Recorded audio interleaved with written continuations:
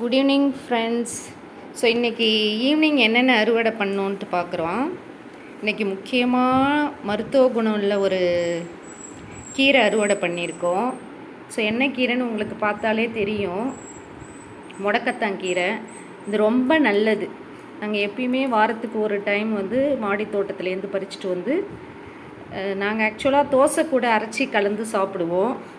So அதை விட நம்ம வந்து சூப்பு, முடக்கத்தான் சூப்பு வச்சுக்கலாம். வேறு என்ன பண்ணலாம்? துவையல் அரைக்கலாம். அப்புறம் கீரை போல் பொரியல் பண்ணலாமா? தேங்காய் போட்டு பொரியல் பண்ணலாம். ஸோ இந்த தோசை மாவு கூட அரைச்சி ஊற்றி தோசையும் செய்யலாம். ஆனால் அந்த தோசை மாவு கூட நம்ம அரைச்சி ஊற்றி இது பண்ணும்போது ரொம்ப டீப் ட்ரை ஆக்கக்கூடாது. அப்படி டீப் ட்ரை ஆக்கணுன்னா இதோட அந்த மருத்துவ குணங்கள் போயிடும். கொஞ்சம் கல் தோசை போல் ஊற்றி சாப்பிடணும், நம்ம தோசையோடு கலந்து சாப்பிட்றோம்னா. ஸோ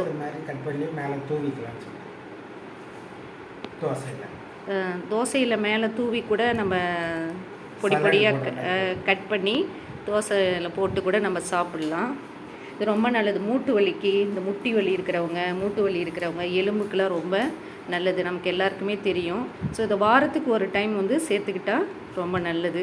ஸோ இன்றைக்கி இது தான் நாங்கள் அறுவடை பண்ணோம். இப்போ இதை தான் க்ளீன் பண்ணிகிட்டு இருக்கோம். பறித்து நமக்கு இது அரைச்சி, நிறையா கீரை இருந்துச்சுன்னா அரைச்சி ஒரு கப்பில் போட்டு ஃப்ரிட்ஜில் வச்சுக்கிட்டோம்னா அப்பப்போ எடுத்து தோசை மாவு கூட சேர்த்துக்கலாம். சூப்பு வச்சும், முடக்கத்தான் சூப்பு வச்சு நம்ம குடிக்கலாம். ஸோ அது கூடயே கொஞ்சம் பூவும் பறிச்சுட்டு வந்திருக்கேன், சந்தனமல்லி பூவு.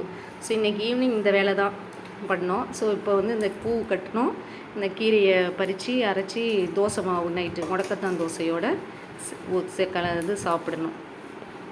ஸோ இந்த இப்போ உங்களுக்கு வந்து முடக்கத்தான் கீரையோட மருத்துவ குணங்கள் தெரிஞ்சிருக்கும். ஸோ அப்படி உங்களுக்கு வீட்டில் கிடைக்கலனா கூட நிறைய இந்த ரயில்வே ஸ்டேஷன்கிட்ட, இந்த மார்க்கெட்லலாம் நிறைய இடத்துல கிடைக்கும் முடக்கத்தான் கீரை. நீங்கள் ஒரு டைம் இந்த செடியை வாங்கி வச்சிட்டிங்கன்னா அதுலேருந்தே விதை விழுந்து தானாகவே முளைச்சிக்கும். நம்ம திருப்பி போடணுங்கிறதே கிடையாது. நாங்கள் ஒரு டைம் ஒரு செடி வச்சோம், அவ்வளோதான். அதுக்கப்புறம் அந்த சீடு விழுந்து தானாகவே முளைச்சி எல்லா பயிலுமே அது பாட்டுக்கு தானாக முளைக்க ஆரம்பிச்சிடும். நமக்கு அதுலேருந்து எப்போவுமே கண்டினியூஸாக நமக்கு மாடி தோட்டத்தில் இருந்துக்கிட்டே இருக்கும். நம்ம பிடுங்கி போட்டால் கூட ஏதாவது ஒரு செடி முளைச்சிட்டே தான் இருக்கும். முடக்கத்தான் கீரை எப்போவுமே எங்களுக்கு வந்து முடக்கத்தான் கீரை மாடியில் இருக்கும், ஃப்ரெஷ்ஷாக இருக்குது பாருங்கள். ஸோ இந்த முடக்கத்தான் கீரையை வாரத்துக்கு ஒரு டைம் வந்து சாப்பிடுங்க, ரொம்ப நல்லது. எஸ்பெஷலி இந்த 45 வயசுக்கு மேலே இருக்கிறவங்களுக்கு இது ரொம்ப நல்லது. மூட்டு வலியெலாம் எதுவும் வராது. Okay friends, thank you.